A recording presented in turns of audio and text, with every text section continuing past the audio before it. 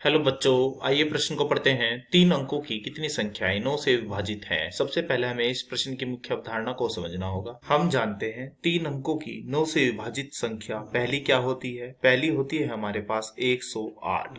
इसके बाद आती है हमारी 117 और सबसे आखिरी की हमारी संख्या होती है जो 9 से विभाजित होगी, वह है 999 अर्थात 999। तो ये कितनी संख्याएं ऐसी होंगी, इसे ज्ञात करने के लिए हमारे पास यह सूत्र होता है nवें पद का मान।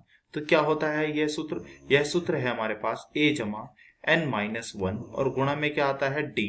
यहाँ पर a क्या है? यहाँ a है हमारा प्रथम पद तथा यहाँ पर हमारा d क्या है? यहाँ पर d है हमारा सार्वांतर तथा यहाँ n क्या है? यहाँ n है हमारा पदों की संख्या जो हमें ज्ञात करनी है। यदि हमें इस श्रेणी का सार्वांतर ज्ञात करना हो तो हम कैसे ज्ञात करेंगे? यह सार्वांतर ज्ञात करने का हमारा सूत्र होता है T2 माइनस T1, यानी कि दूसरा पद माइनस प्रथम पद, या फिर ऐसे ज्ञात कर लो तीसरा पद माइनस में दूसरा पद। यह सभी मान एक जैसे आने चाहिए, तभी यह श्रेणी समांतर श्रेणी होगी। अब हम बढ़ते हैं प्रश्न को हल करने की ओर। सबसे पहले हमें इस श्रेणी को लिखना होगा। तो हमारे पास क्या श्रेणी आई? यह श्रेणी है हमारे पास 3 अंकों की संख्याएं जो 9 से विभाजित हो जाएंगी।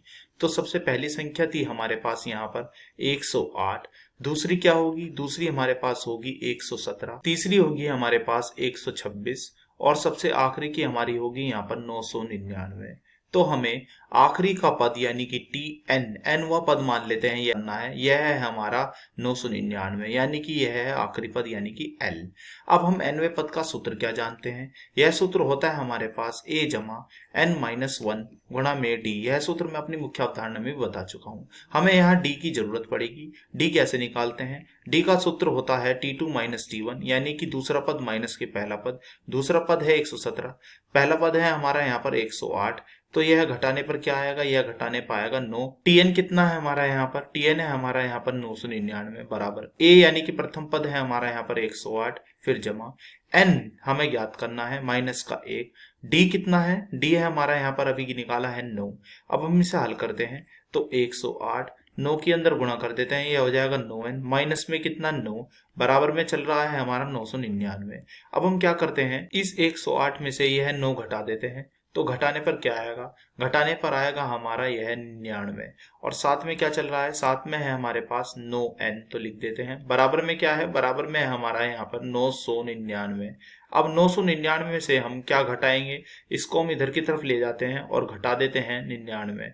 तो यह क्या मिलेगा? यह हमें मिलेगा यानी कि 9n हमारा बराबर आएगा 999 से। जब हम 99 घटाएंगे तो यह आएगा हमारा 900। तो n का मान हमारे पास कितना आया? n का मान हमारा आया है यहाँ पर 900 बटे कितने 9, तो 9 एकम 9, 9 एकम 9, 0 0 ऐसे ही। तो n का मान आया है हमारा यहाँ पर 100। तो 3 अंकों की 100 संख्याएं ऐसी होंगी जो 9 से विभाजित होंगी। यही हमारे इस प्रश्न का उत्तर है। आशा करता हूँ यह प्रश्न आपको समझ में आया होगा। धन्यवाद।